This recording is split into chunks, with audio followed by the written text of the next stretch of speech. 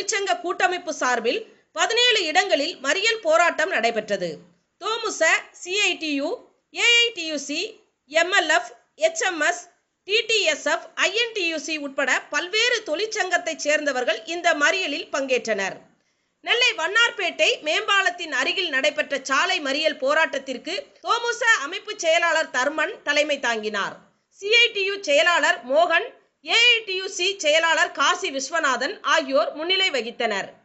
மேலும் MLF auto தொழிற்சங்க செயலாளர் அகஸ்டின் பெர்னாண்டஸ், தொழிற்சங்க பொதுச் செயலாளர் மாரியப்பன், INTUC ராமசாமி, கஸ்பர் ராஜா, கண்ணன், வேலுச்சாமி, HMS மாநில துணைத் தலைவர் சுப்பிரமணியன், பணியாளர் சம்மேளனம் சந்தானம், AICCTU ரமேஷ், தோமுசாவைச் சேர்ந்த முருகேசன், முருகன், மகாவிஷ்ணு, செல்வம் என்ற கருப்பசாமி, எபனேசர், துரை, சுடலைமுத்து, பாலு, தஸ்தகீர், ஐயப்பன், மாரி, ஜஸ்டின், மகேஷ், சிவன் பாண்டி, அமைப்புச்சாரா சங்கம் சைபுதீன், சேரன் மகாதேவி கிளை செயலாளர் கணேசன், தலைவர் முத்துக்குமாரசாமி, ராஜமுத்து, CITU சடையப்பன், ராஜன், நாகராஜன், மாரியப்பன், AITUC லட்சுமணன், உலகநாதன் உட்பட பலர் கலந்து கொண்டனர்.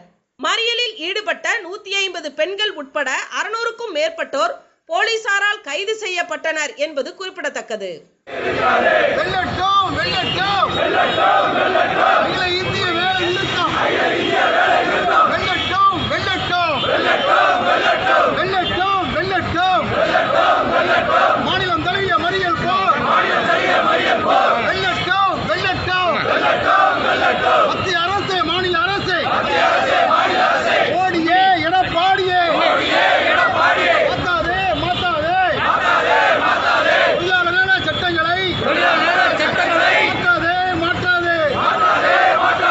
தினதரணி செய்திகளுக்காக நெல்லையிலிருந்து ரீட்டா.